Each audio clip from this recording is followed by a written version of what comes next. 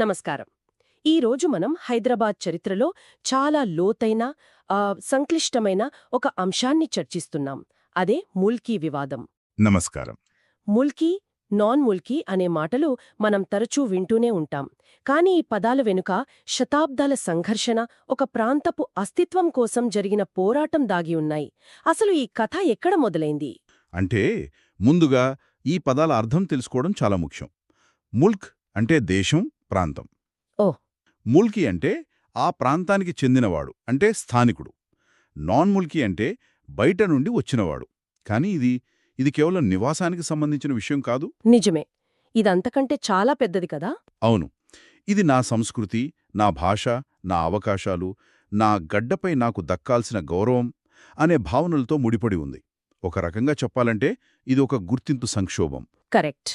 మన దగ్గరున్న ఆధారాలతో ఈ వివాదం యొక్క మూలాలను వెతుక్కుంటూ ఒక ప్రయాణం చేద్దాం. చాలామంది ఇది నిజాంల కాలంలో మొదలైందని అనుకుంటారు, కానీ మనం ఈరోజు మన పరిశోధనను ఏకంగా 14వ శతాబ్దంలో మొదలుపెట్టబోతున్నాం. బహుమని సుల్తానుల కాలం నుండి. అవును, బహుమని సుల్తానుల కాలం నుండి 19వ శతాబ్దం చివర వరకు ఈ సమస్య ఎలా రూపుదిద్దుకుందో, ఏ మలుపులు తిరిగిందో చూద్దాం. సరే, ఇక మొదలు పెడదామా? తప్పకుండా. ఈ ముల్కీ గొడవ నిజాం కాలంలో మొదలైంది కాదన్న విషయం నాకు ఈ ఆధారాలు చదివినప్పుడు చాలా ఆశ్చర్యం కలిగించింది. దీని మూలాలు ఏకంగా 14వ శతాబ్దపు బహుమని సుల్తానుల కాలం నాటివి. అప్పుడే ఈ లోపలివాళ్లు, బయటివాళ్లు అనే విభజనకు బీజాలు పడ్డాయి. అవును. ఆ కాలంలో దక్కన్ ప్రాంతంలో ప్రధానంగా 2 వర్గాల ముస్లింలు ఉండేవారు. మొదటి వర్గం కొన్ని తరాల క్రితం ఖిల్జీ, తుగ్లక్ సైన్యాలతో పాటు ఉత్తర భారతదేశం నుండి వచ్చి ఇక్కడే స్థిరపడినవాళ్లు. అంటే వాళ్ళు అప్పటికే స్థానికులుగా మారిపోయారు. సరిగ్గా. వాళ్ళు ఇక్కడి సంస్కృతి, భాషతో కలిసిపోయారు. వాళ్లను దక్కనీలు అనేవాళ్లు. వీరే తరువాతి కాలంలో ముల్కీలు అయ్యారు. మరి రెండవ వర్గం వాళ్ళెవరు? వాళ్ళు పశ్చిమాసియా దేశాలైన ఇరాన్, ఇరాక్, టర్కీ నుండి వలస వచ్చిన ముస్లింలు. వీళ్లను అఫాకీలు అనేవాళ్లు. అఫాకీలు అంటే పరదేశీయులు అని అర్థం. వీళ్ళు వ్యాపారం, ఉద్యోగాల కోసం కొత్తగా దక్కనికొచ్చారు. ఇక్కడే అసలు సమస్య మొదలైంది. చూడండి, ఒకే మతానికి చెందినవారైనా వాళ్ల మధ్య సాంస్కృతిక, సామాజిక తేడాలు చాలా స్పష్టంగా ఉండేవి. ఇక్కడే కథలో కీలకమైన మలుపు వస్తుంది. బహుమని సుల్తాను ఒక అఫాకీ అయిన మొహమ్మద్ గవాన్ను ప్రధానమంత్రిగా నియమించాడు. గవాన్ చాలా సమర్థుడైన పరిపాలకుడు అని చదువుతాం మనం. అందులో సందేహం లేదు. రాజ్యంలో ఎన్నో సంస్కరణలు తీసుకొచ్చాడు. కాని ఆ సంస్కరణల అమలు పేరుతో తనలాగే బయటి నుండి వచ్చిన అఫాకీలనే పెద్ద పెద్ద ఉద్యోగాలలో నియమించడం మొదలుపెట్టాడు. అంటే ఇక్కడ పక్షపాతం మొదలైంది. ఒక రకంగా ఇది కేవలం ఉద్యోగాల పోరుగా మొదలైనా దానికి మరిన్ని పొరలు తోడయ్యాయి. అఫాకీలెక్కువగా షియామతస్థులు, స్థానిక దక్కనీలు సున్నీలు. అంటే మతపరమైన భేదం కూడా ఉందన్నమాట. అవును.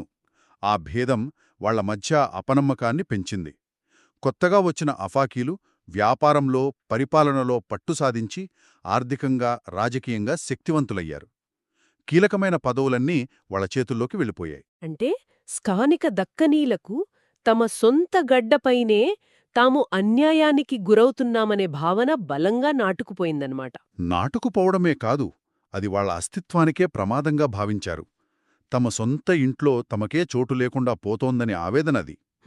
ఈ అసంతృప్తి, ఈ ఘర్షణ రానురాను పెరిగి చివరికి క్రీస్తుశకం 1527లో బహుమనీ సామ్రాజ్య పతనానికి ఒక ముఖ్య కారణంగా మారింది. అంటే ఒక పెద్ద సామ్రాజ్యం కూలిపోవడానికి లోపల ఉన్న విభేదాలే కారణమయ్యాయి. అవును. బయట శత్రువులక్కర్లేదు, లోపల ఉన్న విభేదాలే చాలు అని చెప్పడానికి ఇదొక ఉదాహరణ.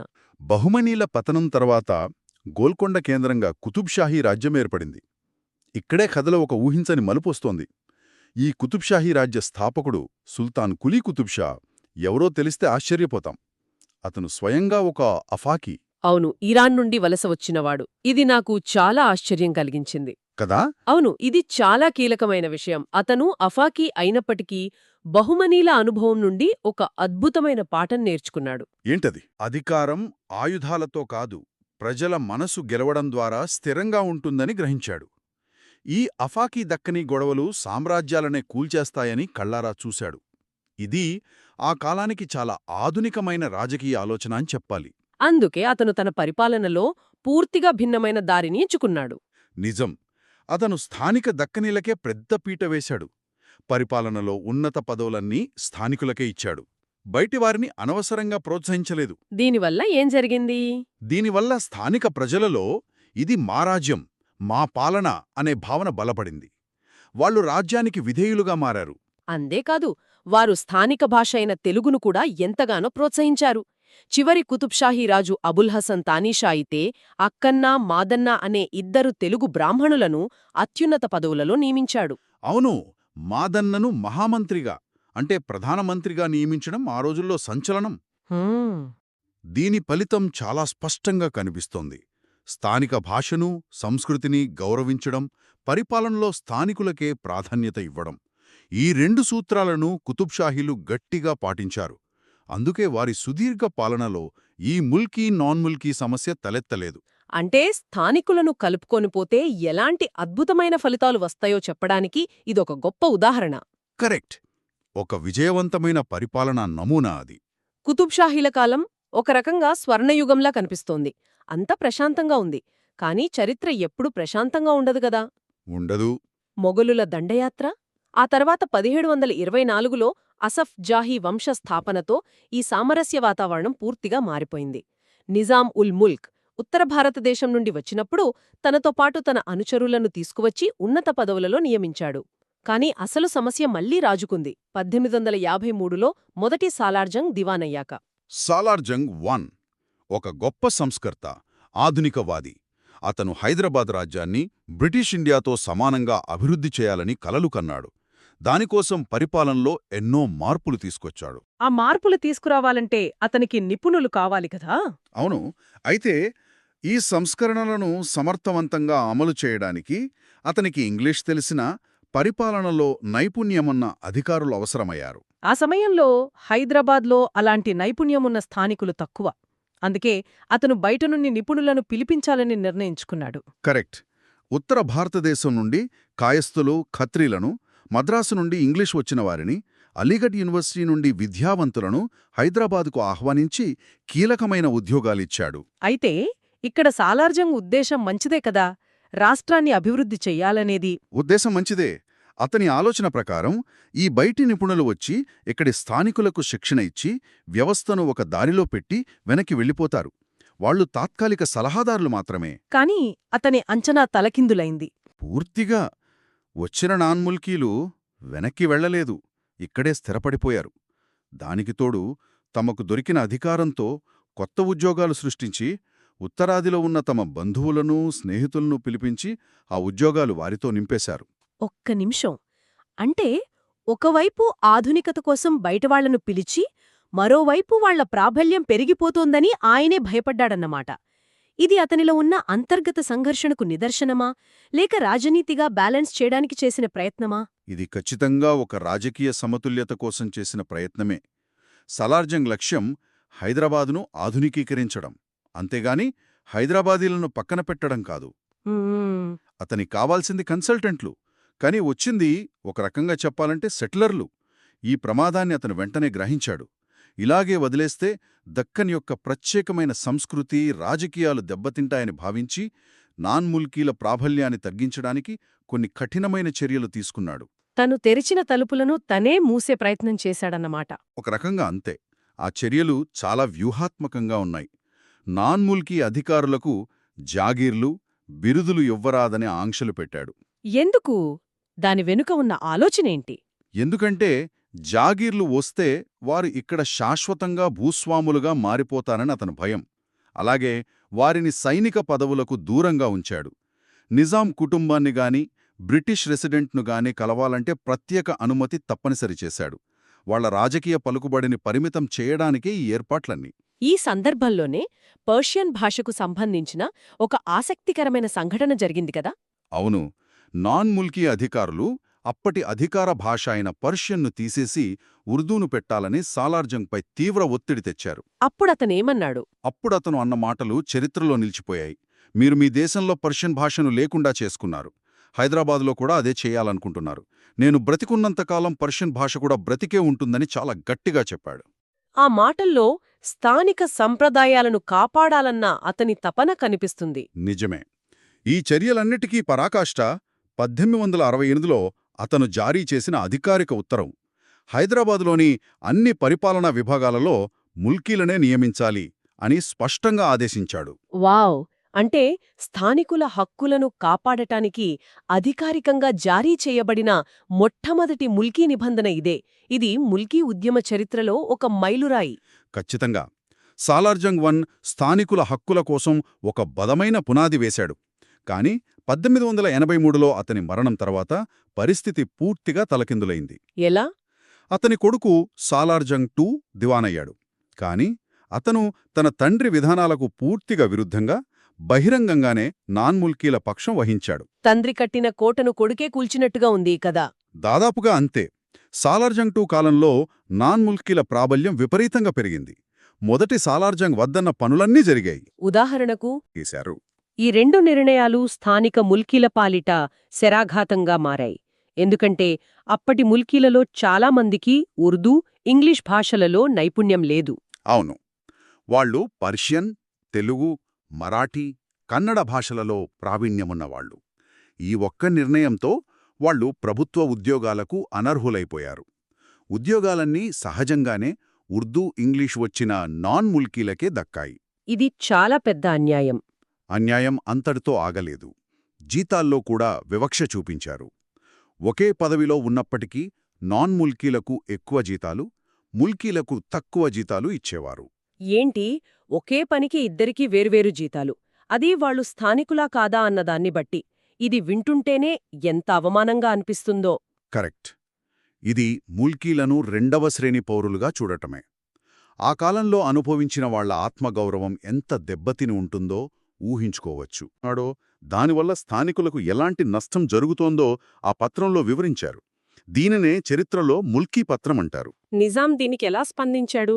ఊరుకున్నాడా లేక చర్యలు తీసుకున్నాడా? నిజాం వెంటనే స్పందించాడు. రాజ్యంలో జరుగుతున్న ఈ అన్యాయాన్ని గ్రహించి ఒక కీలకమైన ఆదేశం జారీ చేశాడు. ఏంటా ఆదేశం? హైదరాబాద్ రాజ్యంలో పనిచేస్తున్న ఉద్యోగులందరి వివరాలతో, ఎవరు ముల్కీ, ఎవరు నాన్ ముల్కీ అనే స్పష్టమైన వివరాలతో ఒక జాబితా తయారు చేయమని ఆదేశించాడు. ఆ ఆదేశం ఫలితంగానే 1886లో హైదరాబాద్ రాజ్యంలో మొట్టమొదటి ఉద్యోగుల సివిల్ లిస్ట్ రూపొందించబడింది. అంటే ఇది ముల్కీల పోరాటంలో ఒక ముఖ్యమైన విజయం. అవును, ఖచ్చితంగా. మొత్తం మీద ఈ రోజు మన చర్చను ఒక్కసారి వెనక్కి తిరిగి చూస్తే 14వ శతాబ్దంలో దక్కనీలు, అఫాఖీల మధ్య మొదలైన ఘర్షణ ఒక సామ్రాజ్యం పతనానికి దారితీసింది. తరువాత కుతుబ్షాహీలు స్థానికులను కలుపుకొనిపోవడం ద్వారా ఆ సమస్యను అధిగమించారు. కాని అసఫ్ జార్హీల కాలంలో పరిపాలనా అవసరాల పేరుతో ఆ వివాదం మళ్లీ రాజుకుంది. అవును. సాలార్జంగ్ వన్ దాన్ని నియంత్రించడానికి గట్టిగా ప్రయత్నించినా అతని తర్వాత వచ్చినవారు ఆ విధానాలను నీరుగార్చడంతో సమస్య మరింత జటిలమై 19వ శతాబ్దం చివరినాటికి ఒక వ్యవస్థీకృత ఉద్యమానికి దారితీసే స్థాయికి చేరింది. ఈరోజు మన చర్చ ముగిసే ముందు ఒక ఆలోచన రేకెత్తించే ప్రశ్న మిగిలి ఉంది. 1886లో సివిల్ లిస్ట్ తయారు చేయడమనేది అప్పటి పరిస్థితుల్లో ముల్కీలకు న్యాయం చేయడానికి వేసిన ఒక మంచి అడుగు, అందులో సందేహం లేదు. అయితే ఇక్కడ మనం ఆలోచించాల్సిన విషయం ఒకటుంది. ముల్కీ, నాన్ ముల్కీ అనే తేడాను అధికారికంగా ప్రభుత్వ పత్రాల రూపంలో నమోదు చేయడం ద్వారా ఆ విభజనను మనం శాశ్వతం చేశామా? ఆసక్తికరమైన ప్రశ్న. అంటే ఒక సమస్యను పరిష్కరించడానికి చేసిన ప్రయత్నం తెలియకుండానే ఆ రెండు వర్గాల మధ్య ఉన్న గీతను మరింత స్పష్టం చేసి భవిష్యత్తులో రాబోయే పెద్ద ఉద్యమాలకు, సంఘర్షణలకు ఒక అధికారిక పునాది వేసిందా? అంటే ఆ సివిల్ లిస్ట్ అనేది హక్కుల పత్రమా లేక విభజన రేఖా? సరిగ్గా. దీని గురించి ఆలోచించాలి. నమస్కారం. సొంత గడ్డపైనే పరాయివాళ్లలా అనిపించడం ఎప్పుడైనా ఆలోచించారా? ఆ భావన ఎలా ఉంటుందో? చాలా కష్టమైన భావనది. మన కళ్ల ముందే మనకు రావాల్సిన ప్రభుత్వ ఉద్యోగాలన్నీ ఎక్కడనుంచో వచ్చిన వాళ్లకే దక్కుతుంటే ఇక్కడ స్థానికుల పరిస్థితేంటి? అవును. ఈరోజు మనం దాదాపు 100 ఏళ్లకు పైగా చరిత్ర ఉన్న ఒక కీలకమైన పోరాటం గురించి లోతుగా మాట్లాడుకోబోతున్నాం. 19వ శతాబ్దం చివర్లో, 20వ శతాబ్దం మొదట్లో హైదరాబాద్ రాజ్యంలో మొదలైన ఉద్యమం ఇది. అదే ముల్కీ ఉద్యమం. అవును. ఇది కేవలం ఉద్యోగాల కోసం జరిగిన గొడవ కాదు. దానికంటే చాలా లోతైనది. మన దగ్గర ఉన్న ఆధారాలు, ఆ కాలం నాటి సివిల్ లిస్టులు, ప్రభుత్వ గెజెట్లు, చారిత్రక పత్రాలు. రైట్. వీటిని ఆధారం చేసుకుని ఈ ఉద్యోగాల పోరాటం ఒక ప్రాంతపు గుర్తింపును, రాజకీయాలను శాశ్వతంగా ఎలా మార్చేసిందో చూద్దాం. అంటే అసలు స్థానికుడు అంటే ఎవరు అనే ప్రశ్నకు ఒక అధికారిక సమాధానం వెతకాల్సిన అవసరం ఎందుకొచ్చిందో విశ్లేషిద్దాం. సరిగ్గా అక్కడ్నుంచే మొదలు పెడదాం. సరే, అయితే కథలోకి వెళ్దాం. మనం 1886 నాటి ఉద్యోగుల సివిల్ లిస్టుతో మొదలు పెడదాం. మంచి ప్రారంభం. పైపైన చూస్తే ఈ లెక్కల్లో పెద్ద సమస్య ఏమీ కనిపించడం లేదు. మొత్తం ఉద్యోగులలో 52% ముల్కీలు, అంటే స్థానికులు. అవును. 48% నాన్ ముల్కీలు, అంటే బయటనుంచొచ్చిన వాళ్ళు. దాదాపు చెరిసగం ఉన్నారు కదా. మరి ఇంత పెద్ద ఉద్యమం రావడానికి కారణమేంటి? ఏదో చిన్న తేడాకే ఇంత గొడవ జరిగిందా? మంచి ప్రశ్న. ఇక్కడే అసలు రహస్యం దాగి ఉంది. కేవలం ఉద్యోగుల తలలు లెక్కపెడితే అసలు సమస్య కనిపించదు. ఓ, అసమానత ఆ సంఖ్యల్లో లేదు, వారికి చెల్లిస్తున్న జీతాల్లో ఉంది. ప్రభుత్వం ఆ ఉద్యోగుల జీతభత్యాలపై ఎంత ఖర్చు చేస్తుందో చూస్తే అసలు కథ బయటపడుతుంది. ఓ, అంటే డబ్బు దగ్గర తేడా కొట్టిందనమాట. ఎలా? ఖచ్చితంగా. మన దగ్గరున్న లెక్కల ప్రకారం 52% ఉన్న ముల్కీ ఉద్యోగులందరి జీతాల కోసం ప్రభుత్వం ఖర్చు చేస్తున్నది ఉమ్, మొత్తం జీతాల బడ్జెట్లో కేవలం 42% మాత్రమే. 42ఏనా? 58% ఖర్చు చేస్తోంది. ఒక్క నిమిషం. అంటే సగానికి పైగా ఉన్న స్థానిక ఉద్యోగులకు జీతాల్లో సగం కన్నా తక్కువ వాటా. అదే సమయంలో సగం కన్నా తక్కువ ఉన్న బయటి ఉద్యోగులకు సగం కన్నా ఎక్కువ వాటా. ఇది చాలా పెద్ద తేడా. అవును, ఇక్కడే ఉద్యమం యొక్క అసలు ఆత్మ ఉంది. ఇది కేవలం జీతాల లెక్క కాదు. కరెక్ట్. ఎవరు ఈ రాజ్యాన్ని నడిపిస్తున్నారు, ఎవరి చేతిలో అధికారముంది, ఈ నేల యొక్క సంపద ఎవరికి చెందుతోంది అనే పెద్ద ప్రశ్నకు ఇది నిదర్శనం. అంటే పై స్థాయి ఉద్యోగాలన్నీ వాళ్లవేనన్న. నిస్సందేహంగా ఉన్నత పదవులు, ఎక్కువ జీతాలు, నిర్ణయాలు తీసుకునే అధికారాలు అన్నీ నాన్ ముల్కీల చేతుల్లో ఉన్నాయి. కింది స్థాయి గుమాస్తా ఉద్యోగాలు మాత్రం ముల్కీలకు దక్కుతున్నాయి. ఓకే. ఇది కేవలం ఉద్యోగాల సమస్యగా మొదలై అధికారం మరియు ఆత్మగౌరవానికి సంబంధించిన సమస్యగా మారింది. ఈ ఆర్థిక వ్యత్యాసమే ముల్కీ ఉద్యమానికి నిప్పు పెట్టింది. ఇప్పుడు స్పష్టంగా అర్థమైంది. సంఖ్యల వెనుక దాగి ఉన్న ఈ అసమానత బయటకు తెలియటంతో ప్రజల్లో తీవ్ర అసంతృప్తి మొదలైంది. అవును. ఈ నిరసన సెగ పాలకులకు కూడా తగిలి ఉంటుంది కదా. అప్పటి 6వ నిజాం మహబూబ్ అలీ ఖాన్ ఎలా స్పందించాడు? అవును, ఈ అసంతృప్తి నెమ్మదిగా పెరుగుతూ ప్రభుత్వానికి తలనొప్పిగా మారింది. దీన్ని నియంత్రించడానికి 1888లో 6వ నిజాం ఒక గెజిట్, అంటే ఒక అధికారిక ఫర్మానా జారీ చేశాడు. 1888లో? ఇది ఒక చారిత్రాత్మక ఘట్టం. ఎందుకంటే ఈ గెజిట్లో మొట్టమొదటిసారిగా ముల్కీ అనే పదాన్ని అధికారికంగా వాడారు. అంతకుముందు అది కేవలం వాడుకలో ఉన్న మాటే. అంటే మొదటిసారి స్థానికుడు అనేదానికి ఒక అధికారిక నిర్వచనమిచ్చారన్నమాట. ఏమని నిర్వచించారు? ఈ గెజిట్ ప్రకారం నిజాం రాజ్యంలో కనీసం 12 సంవత్సరాలు స్థిరపడిన వారిని ముల్కీలుగా, అంటే స్థానికులుగా గుర్తించారు. 12 సంవత్సరాలు? అవును, ఇది చాలా ముఖ్యమైన అడుగు. దీంతో పాటు ఉద్యోగాల విషయంలో ఒక స్పష్టమైన ఆదేశం ఇచ్చారు. వావ్, ఇది ముల్కీలకు ఒక సంపూర్ణ విజయంలా వినిపిస్తోంది. అంటే నాన్ ముల్కీల నియామకాలకు పూర్తిగా అడ్డుకట్టబడినట్టేనా, లేక ఇందులో ఏమైనా లొసుగులున్నాయా? అక్కడే అసలు మెలికపెట్టారు. ప్రధాన ఆదేశం చాలా స్పష్టంగా ఉంది. ఏమని? నిజాం రాజ్యంలోని ఉద్యోగాలన్నీ అర్హతల ఆధారంగా విదేశీయుల జోక్యం లేకుండా దేశీయులకే, అంటే స్థానికులకే ఇవ్వాలి. కానీ దాంతోపాటే ఒక మినహాయింపు ఇచ్చారు. ఒకవేళ తప్పనిసరి పరిస్థితుల్లో ఒక పదవికి తగిన ముల్కీ దొరకనప్పుడు నాన్ ముల్కీని నియమించాల్సి వస్తే దానికి నేరుగా ప్రధానమంత్రి నుండి ప్రత్యేక అనుమతి తీసుకోవాలి. అంటే ఒక రకమైన నియంత్రణ అయితే పెట్టారు. కానీ ఆ అనుమతి అనేది ఒక లొసుగులా మారే అవకాశం ఉంది కదా. ఖచ్చితంగా అదే జరిగింది. ఆ గెజిట్ ఒక పెద్ద విజయంలా అనిపించినా అది కేవలం కాగితం పులి అని తేలిపోయింది. అయ్యో. ఎందుకంటే గెజిట్ జారీ అయిన తర్వాత కూడా హైదరాబాద్లోకి నాన్ ముల్కీల రాక ఆగలేదు, వారి నియామకాలు పెరుగుతూనే పోయాయి. అంటే ఆ గెజిట్ నిజంగా మార్పు తేవడానికి తెచ్చారా, లేక అప్పటికప్పుడు ప్రజల కోపాన్ని చల్లార్చడానికి వేశారా అనే అనుమానం వస్తుంది. సరిగ్గా అదే ప్రశ్న చరిత్రకారులను ఇప్పటికీ వేధిస్తోంది. మరి నిజంగా క్షేత్రస్థాయిలో ఏం జరిగింది? కొన్ని సంవత్సరాల తర్వాత లెక్కలు చూస్తే ఈ గెజెట్ ప్రభావం ఏమైనా కనిపించిందా, లేక పరిస్థితి ఇంకా చేయిదాటిపోయిందా? పరిస్థితి మెరుగుపడలేదు, మరింత దారుణంగా తయారైంది. 1894లో ప్రకటించిన సివిల్ లిస్ట్ చూస్తే మనకు షాక్ తగులుతుంది. అలాగా 1894 నాటికి హైదరాబాద్ రాజ్యంలో మొత్తం గెజెటెడ్ ఉద్యోగులు 680 మంది ఉంటే వారిలో నాన్ ముల్కీలు ఏకంగా 447 మంది, అంటే దాదాపు 67%. ఇక ముల్కీలు కేవలం 233 మంది మాత్రమే. ఒక్క నిమిషం, మీరు చెప్పిన లెక్క నమ్మశక్యంగా లేదు. 1886లో నాన్ముల్కీలు 230 మందున్నారు. అవును. 1888లో వాళ్లను నియంత్రించడానికి గెజెట్ జారీ చేశారు. కానీ 1894 నాటికి ఆ సంఖ్య తగ్గకపోగా రెట్టింపు కంటే ఎక్కువై 447కి చేరింది. రెట్టింపయింది. ఇది ఎలా సాధ్యం? అధికారులే తమ నియమాలను పాటించలేదా? ఖచ్చితంగా. ఇది రెండవ సాలార్ జంగ్ వంటి దివాన్లు నిబంధనలను ఎలా తమకు అనుకూలంగా మార్చుకొని నాన్ ముల్కీలకు లబ్ధి చేకూర్చారో చూపిస్తుంది. అతనిపై వ్యతిరేకత రాలేదా? వచ్చింది. ప్రజల్లో వ్యతిరేకత ఎంతగా పెరిగిందంటే 1887 ఏప్రిల్లోనే, అంటే గెజెట్కు ముందే అతను తన దివాన్ పదవికి రాజీనామా చేయాల్సి వచ్చింది. అయినా కూడా వ్యవస్థలో నాన్ ముల్కీల ప్రభావం తగ్గలేదు. వాళ్ళింకా బలంగా పాతుకుపోయారన్నమాట. అవును. ఇది కేవలం స్థానికేతర సమస్య మాత్రమేనా? లేక దీనికి ఇంకా ఏవైనా కోణాలున్నాయా? ఉదాహరణకి ఆ ఉద్యోగాలు పొందుతున్న వారిలో మతపరమైన సమీకరణాలెలా ఉన్నాయి? ఇది చాలా కీలకమైన అంశం. ఈ ఉద్యోగాల వివాదం సమస్యను మరింత జటిలం చేసింది. ఎలాగా? హైదరాబాద్ రాజ్యంలో అప్పట్లో దాదాపు 90% జనాభా హిందువులు. 90%? కాని 1894 నాటి 680 మంది ఉన్నత ఉద్యోగులలో హిందువులు కేవలం 63 మంది మాత్రమే ఉన్నారు. అంటే 10% కన్నా తక్కువ. ఆ 63 మందిలో కూడా అందరూ స్థానిక హిందువులేనా? లేక అందులోనూ తేడా ఉందా?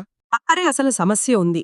ఆ 63 మంది హిందూ ఉద్యోగులలో కూడా స్థానిక హిందువులు, అంటే ముల్కీ హిందువులు కేవలం 20 మంది మాత్రమే. 20ఏనా? 680 మందిలోనా? అంతే. మిగిలిన 43 మంది బయట నుండి వచ్చిన నాన్ ముల్కీ హిందువులు.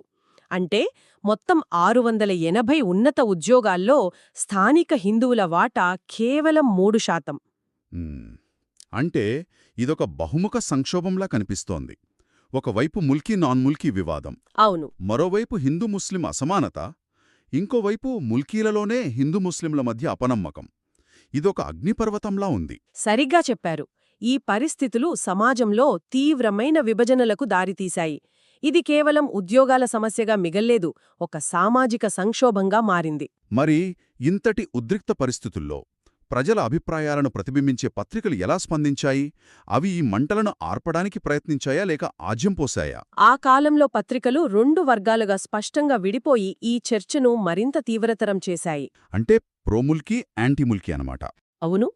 ఒకవైపు హైదరాబాద్ రికార్డర్ అనే పత్రిక ముల్కీల హక్కులకు పూర్తి మద్దతుగా నిలిచింది. వారికి అనుకూలంగా వార్తలు, సంపాదకీయాలు ప్రచురించి వారి వాదనకు ఒక వేదికగా మారింది. మరి నాన్ ముల్కీల పక్షాన నిలిచిన పత్రికలు కూడా ఉండుంటాయి గదా? ఓ, బలంగానే ఉన్నాయి. ఇలాహీ బక్ష్ అనే పత్రిక నాన్ ముల్కీలను సమర్థిస్తూ 1899లో ఒక అడుగు ముందుకేసి ముల్కీలను అవమానించేలా ఒక ప్రశ్న వేసింది. అది పెద్ద దుమారం రేపింది. ఏంటా ప్రశ్న? వాళ్లు అడిగిందేంటంటే, హైదరాబాద్లో పరిపాలనా బాధ్యతలు అప్పగించాలంటే తెలివిగల ముల్కీలను ఎక్కడ వెదకాలి అని. అబ్బో, అది చాలా ఘోరమైన అవమానం. అవును. ఇది ముల్కీల ఆత్మగౌరవాన్ని దెబ్బతీసే ప్రయత్నం. వాళ్లలో చదువుకున్నవాళ్లు లేరు, పరిపాలన సామర్థ్యం లేదు అని అవమానించడం. డైరెక్ట్ అటాక్ అన్నమాట. అంతేకాదు, ది మహమ్మదీన్ అనే మరో పత్రిక కూడా ఈ నాన్ ముల్కీలంతా ఎవరో కాదు, మొదటి సాలార్జంగ్ సంస్కరణల కోసం ఆహ్వానిస్తే వచ్చిన గొప్పవాళ్ల వారసులే అని వాదించింది. వావ్! అది కేవలం వాదన కాదు, ప్రత్యక్ష దాడి.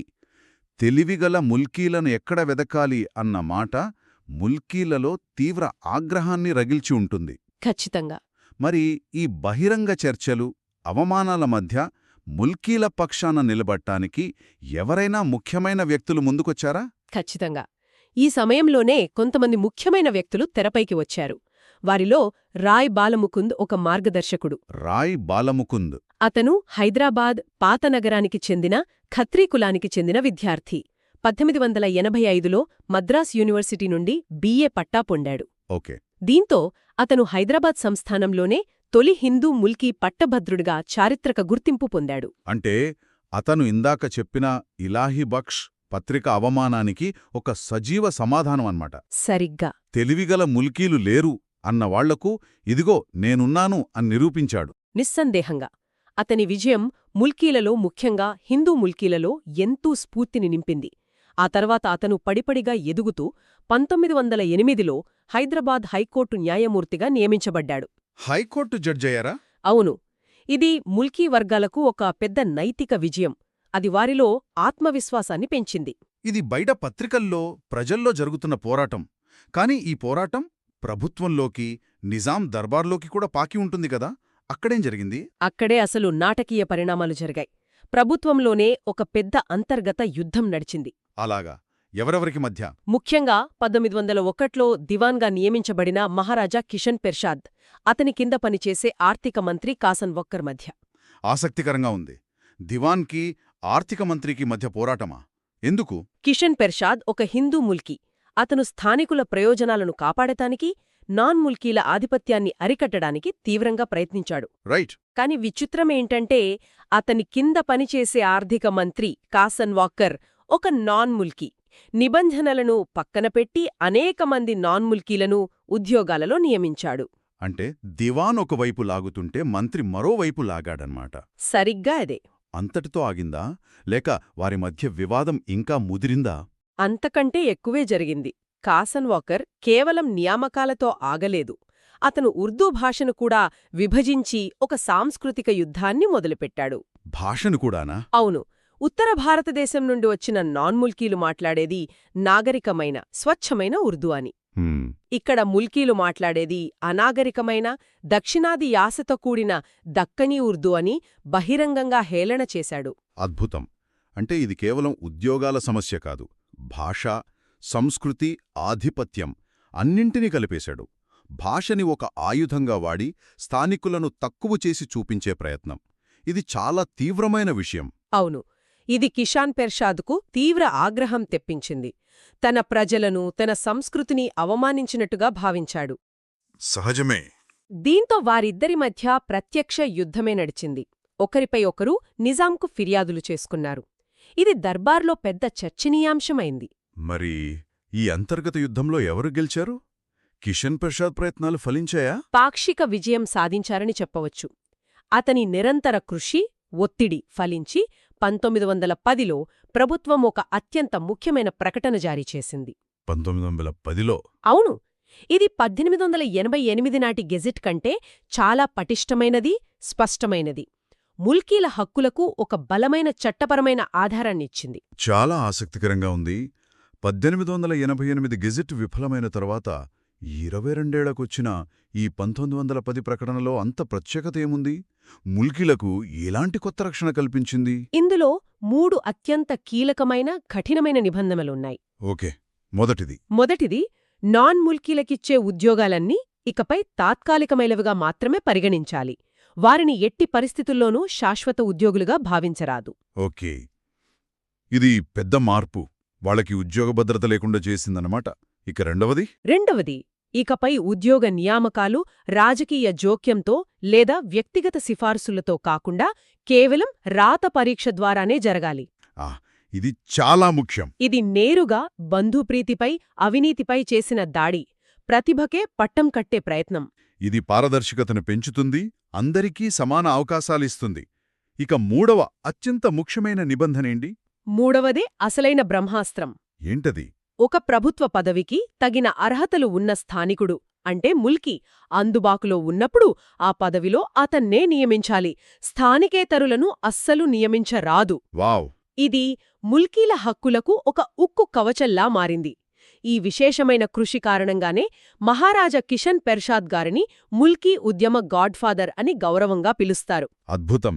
జీతాల వ్యత్యాసంతో మొదలైన ఒక చిన్న అసంతృప్తి దశాబ్దాల పోరాటం తర్వాత అధికారిక నిర్వచనాలకు, పత్రికా చర్చలకు, అంతర్గత పోరాటాలకు దారితీసి చివరికి ఒక వర్గానికి స్పష్టమైన, చట్టపరమైన రక్షణ కల్పించే స్థాయికి చేరింది అనే ప్రశ్నలకు సమాధానం వెతుక్కునే ప్రయత్నంగా పరిణామం చెందింది. అవును. ఈ ఉద్యమం, ఈ చర్చలు, ఈ నిబంధనలు రాబోయే దశాబ్దాల తెలంగాణ ప్రాంతీయ రాజకీయాలకు, గుర్తింపు ఉద్యమాలకు ఒక బలమైన పునాది వేశాయి.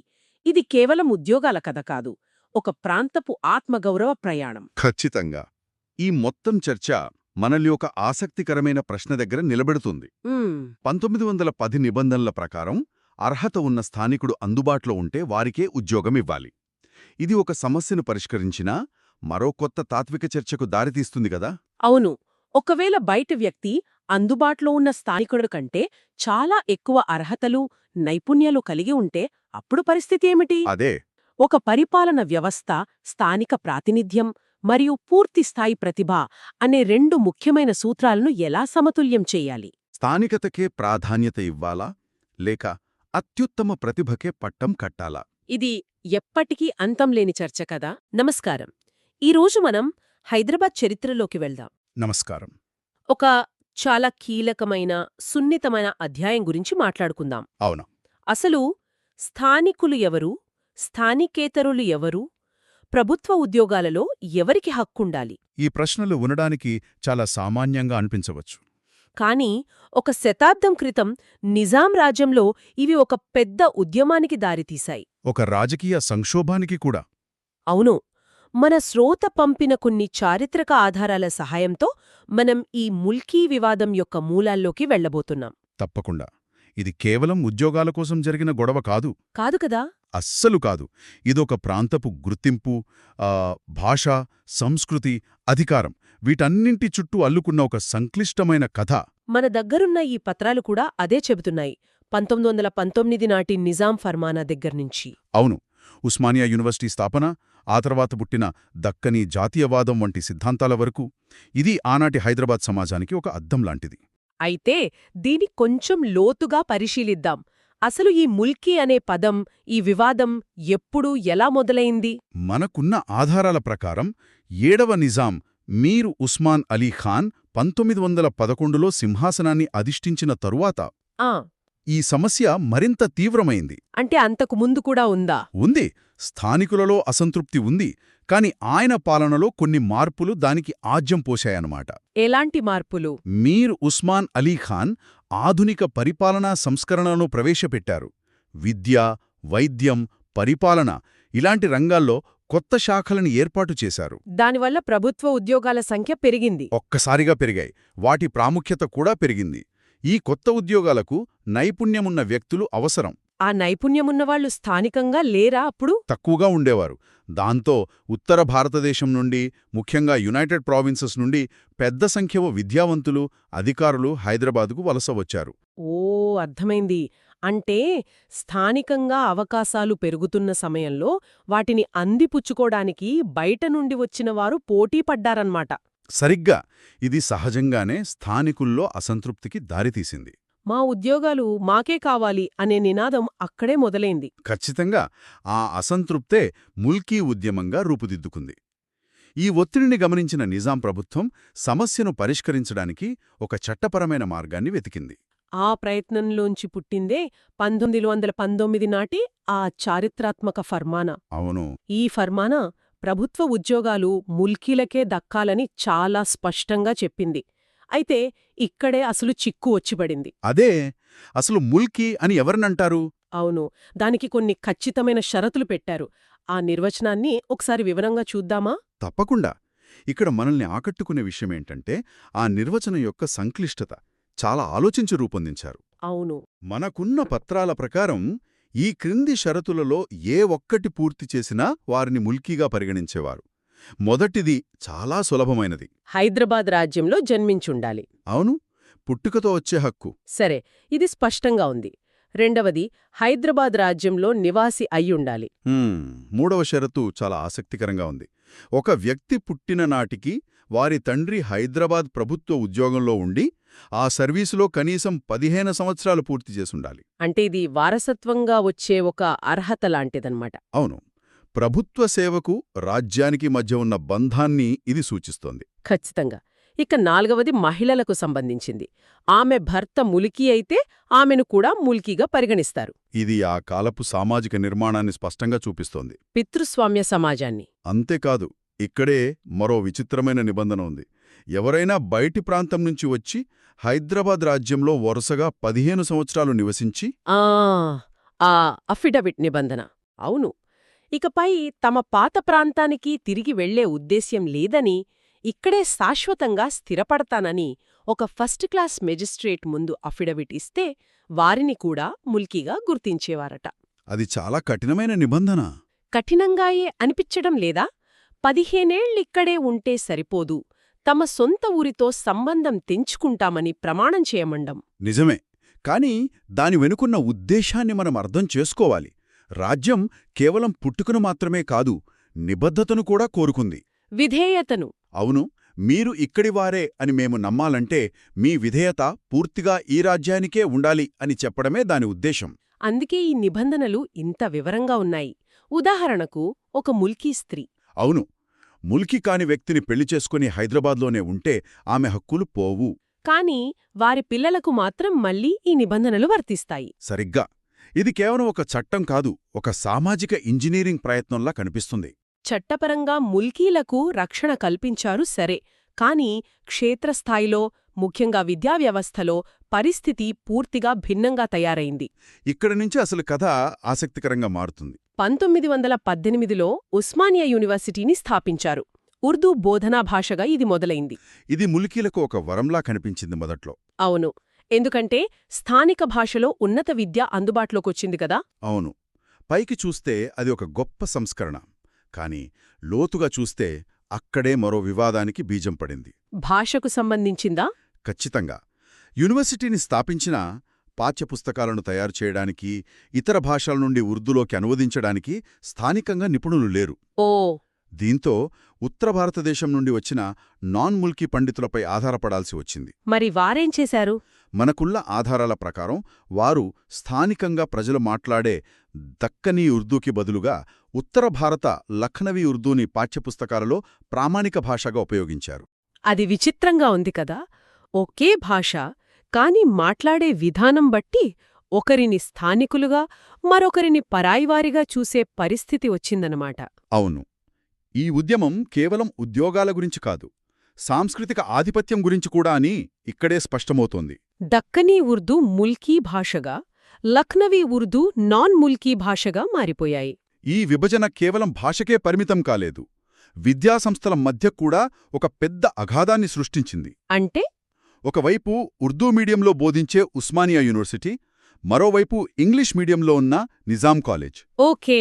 ముల్కీల పిల్లలు, ముఖ్యంగా మధ్యతరగతి వారు ఉస్మానియా యూనివర్సిటీకి వెళ్తే, ఉన్నత వర్గాలకు చెందిన నాన్ ముల్కీల పిల్లలు, కొంతమంది ముల్కీ ఉన్నతాధికారుల పిల్లలు కూడా. అవును, వాళ్ళు ఇంగ్లీష్ మీడియంలో ఉన్న నిజాం కాలేజ్కి వెళ్లేవారు. ఒకసారి ఊహించుకోండి, ఒకే నగరంలో 2 ప్రతిష్టాత్మక విద్యాసంస్థలు, కాని రెండింటి మధ్య ఒక కనిపించని గోడ. ఇది కేవలం విద్యాపరమైన పోటీ కాదు, భవిష్యత్తు అవకాశాల కోసం జరిగే పోటీ. ఎలా? ఉస్మానియా యూనివర్సిటీ వేలాది మంది విద్యావంతులను తయారు చేసినా పరిపాలనలో ఉన్నత ఉద్యోగాలకు కావలసిన నైపుణ్యాలు, ముఖ్యంగా ఇంగ్లీష్ భాషా పటిమ, అవి ఎక్కువగా నిజాం కాలేజ్ విద్యార్థులకే ఉండేవి. అవును. దీంతో ముల్కీ చట్టం ఉన్నప్పటికీ ఉన్నత పదవుల్లో నాన్ ముల్కీల ప్రాబల్యం కొనసాగింది. ఈ విద్యాపరమైన భేదాలు ముల్కీ, నాన్ ముల్కీ సమస్యను మరింత జటిలం చేశాయన్మాట. ఖచ్చితంగా. అయితే దీని పర్యవసానమేంటి? ఒకవైపు చట్టముంది, మరోవైపు విద్యా వ్యవస్థలోనే నాన్ ముల్కీలకు అనుకూలమైన పరిస్థితులున్నాయి. ఈ సామాజిక, విద్యాపరమైన ఘర్షణల నుంచి 2 శక్తివంతమైన, పరస్పర విరుద్ధమైన సిద్ధాంతాలు పుట్టుకొచ్చాయి. మొదటిది దక్కనీ జాతీయవాదం. దీనికి మూలం కూడా ఉస్మానియా యూనివర్సిటీలోనే ఉంది. అవునా? అవును. ఉర్దూ ప్రొఫెసరైన డాక్టర్ జోరే, మరికొందరు ప్రొఫెసర్లు, రచయితలు కలిసి ఇదారా-ఈ అదాబియాతీ ఉర్దూ అనే ఒక సాహిత్య, సాంస్కృతిక సంస్థను, గ్రంథాలయాన్ని 1930లో స్థాపించారు. వారి లక్ష్యమేంటి? వారి లక్ష్యం చాలా స్పష్టంగా ఉంది. దక్కనీ సంస్కృతి, భాషా, సాహిత్యాన్ని కాపాడటం, ఉత్తర భారత ఉర్దూ ఆధిపత్యాన్ని ఎదిరించడం. సరిగ్గా. దక్కనే అస్తిత్వాన్ని నిలబెట్టడం. వీరు మతాలకు, కులాలకు అతీతమైన ఒక సమగ్ర ముల్కీ గుర్తింపును ప్రోత్సహించారు. వారి నినాదం కూడా చాలా ప్రత్యేకంగా ఉంది. Long live Nizam, the royal embodiment of Deccani nationalism. అంటే దక్కన్ జాతీయవాదానికి రాజచిహ్నమైన నిజాం, నీవు ఎల్లకాలం వర్ధిల్లాలి ఇది చాలా ఆసక్తికరమైన విషయం. అంటే వారు నిజాం పాలనకు వ్యతిరేకులు కారు. కాదు, బదులుగా నిజాం పాలన కింద ఉత్తర భారత సాంస్కృతిక ప్రభావం లేని ఒక ప్రత్యేక దక్కని ప్రాంతీయ గుర్తింపును వాళ్ళు ఆశించారు. ఇది కేవలం ఉద్యోగాల కోసం పోరాటం కాదు, ఒక సాంస్కృతిక అస్తిత్వం కోసం జరిగిన పోరాటం. మా భాష, మా యాస, మా చరిత్ర ప్రత్యేకమైనవి, వాటిని మేమే పరిరక్షించుకోవాలి అని వారు బలంగా నమ్మారు. కానీ దీనికి వ్యతిరేకంగా సమాంతరంగా మరో సిద్ధాంతం బలం పుంజుకుంది. అవును, అదే ముస్లిం సార్వభౌమాధికారం. ఇది పూర్తిగా భిన్నమైన ఆలోచనా విధానం. మనకున్న ఆధారాల ప్రకారం మొదట్లో దీనికి నాన్ ముల్కీ ముస్లింలు మాత్రమే మద్దతిచ్చారు. అవును, కాని క్రమంగా ఇది ముల్కీ ఉద్యమాన్ని మత ప్రాతిపదికన చీల్చే ప్రయత్నం చేసింది. ఇక్కడే అసలు ప్రమాదం మొదలైంది. ఈ ముస్లిం సార్వభౌమాధికారం సిద్ధాంతం ముల్కీ అనే ప్రాంతీయ భావనను పక్కనబెట్టి మతాన్ని ముందుకు తెచ్చింది. వారి వాదనేంటి? హైదరాబాద్ ఒక ముస్లిం రాజ్యం, కాబట్టిక్కడ ముస్లింలకే ప్రాధాన్యత ఉండాలి అనేది వారి వాదన. ఇది ముల్కీ ముస్లింలలోని ఒక వర్గాన్ని ఆకర్షించింది. దానివల్ల మతాలకు అతీతంగా హిందూ ముస్లిం ఐక్యతతో నడుస్తున్న అసలు ముల్కీ ఉద్యమం బలహీనపడింది. ఖచ్చితంగా. తర్వాతి కాలంలో రజాకార్లు ఈ సిద్ధాంతాన్నే విస్తృతంగా ఉపయోగించుకున్నారు. ఇది హైదరాబాద్ రాజకీయాలను శాశ్వతంగా మార్చేసింది. ఒకే సమస్య నుండి రెండు ఎంత భిన్నమైన దారులేర్పడ్డాయో చూడండి. ఒకటి ప్రాంతీయ సాంస్కృతిక గుర్తింపు కోసం అయితే, మరొకటి మతపరమైన ఆధిపత్యం కోసం. ఈ రాజకీయ సైద్ధాంతిక గందరగోళం మధ్య కనీసం నియామక ప్రక్రియను అయినా పారదర్శకంగా మార్చే ప్రయత్నం జరిగిందా? ఆ దిశగా కొన్ని ముఖ్యమైన అడుగులు పడ్డాయి. 1919 ఫర్మానా ప్రకారం ప్రభుత్వ ఉద్యోగాలన్నీ రాజకీయ సిఫారసుల ద్వారా కాకుండా రాత పరీక్షల ద్వారానే భర్తీ చేయాలని నిర్ణయించారు. అవును, ఈ ప్రక్రియను పర్యవేక్షించడానికి సివిల్ సర్వీస్ ఎగ్జిక్యూటివ్ కౌన్సిల్ అనే ఒక స్వతంత్ర సంస్థను ఏర్పాటు చేశారు. అంటే ఒక రకమైన పబ్లిక్ సర్వీస్ కమిషన్ లాంటిదన్నమాట. సరిగ్గా అదే. ఆ కౌన్సిల్ 1938లో సివిల్ సర్వీసుల గురించి అధ్యయనం చేయడానికి అరవముదు అయ్యంగార్ కమిటీని నియమించింది. ఆ కమిటీ నివేదిక ఆధారంగా చాలా సంవత్సరాల తర్వాత చివరికి ఏప్రిల్ 27, 1947న ఒక ఫర్మానా ద్వారా హైదరాబాద్ పబ్లిక్ సర్వీస్ కమిషన్ అధికారికంగా ఏర్పడింది. 1947లో. అంటే అది ఆ రోజుల్లో ఒక విప్లవాత్మకమైన అడుగు. అవును, నియామకాలు ఇకపై వ్యక్తిగత ఇష్టాయిష్టాలపై కాకుండా కేవలం ప్రతిభ ఆధారంగా జరగాలనే ఒక ఆధునిక పరిపాలన ఆలోచనకు ఇది నాంది పలికింది. ఆసక్తికరంగా ఈ కమిషన్ నిర్మాణం ఎలా ఉండేది? అందులో ఒక చైర్మన్, 4 సభ్యులుండేవారు. వారిని ఎగ్జిక్యూటివ్ కౌన్సిల్ చైర్మన్ సిఫారసుల మేరకు నిజాం నియమించేవారు. నియామక ప్రక్రియలో పారదర్శకత తీసుకురావడానికి ఇదొక మంచి ప్రయత్నం. అంతేకాదు, వివిధ తాలూకాదార్లకు ముల్కీ ధృవీకరణ పత్రాలను జారీ చేసే అధికారాన్ని ఇచ్చారు.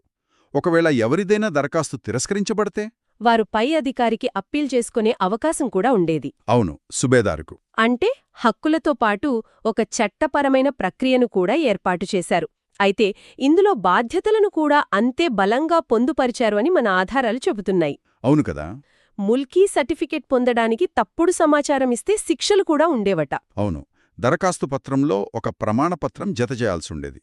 పైన పేర్కొన్న వివరాలు యథార్థమేవని, అవి నిజం కాని పక్షంలో నియమం 9 కింద విధించే శిక్షకు బాధ్యుడినని రాయాలి. ఇది ఆ నిబంధనల పట్ల ప్రభుత్వానికి ఉన్న సీరియస్నెస్ను చూపిస్తుంది. కానీ ఇక్కడ మరో ముఖ్యమైన విషయం ఉంది. హక్కులతో పాటు విధులు కూడా ఉన్నాయి. అదెలా? ఒక వ్యక్తికి ముల్కీ హోదా ఉన్నప్పటికీ అతను ప్రభుత్వానికి వ్యతిరేకంగా రాజకీయ కార్యకలాపాల్లో పాల్గొన్నా లేదా రాజ్యానికి అవిధేయత చూపినా అతని ముల్కీ హోదాను రద్దు చేసే అధికారం ప్రభుత్వానికి ఉండేది. అవును. అంటే ముల్కీగా ఉండటమనేది కేవలం ఒక హక్కు కాదు, రాజ్యం పట్ల విధేయతతో కూడిన ఒక బాధ్యత కూడా. ఖచ్చితంగా. ఇది పౌరుడికి రాజ్యానికి మధ్య ఉన్న సంబంధాన్ని నిర్వచిస్తోంది. ఇది కేవలం ఉద్యోగం పొందే అర్హత మాత్రమే కాదు, రాజ్యం యొక్క రాజకీయ నిర్మాణంలో ఒక భాగం. కాబట్టి మనం చూసిన ఈ ఆధారాలను బట్టి అర్థమయ్యేదేమిటంటే ముల్కీ అనేది కేవలం ఉద్యోగాలకు సంబంధించిన ఒక నిబంధన కాదు. అస్సలు కాదు. అది హైదరాబాద్ రాజ్యపు గుర్తింపు, భాష, అధికారం మరియు రాజకీయ భవిష్యత్తును నిర్దేశించిన ఒక సంక్లిష్టమైన చారిత్రక ప్రక్రియ.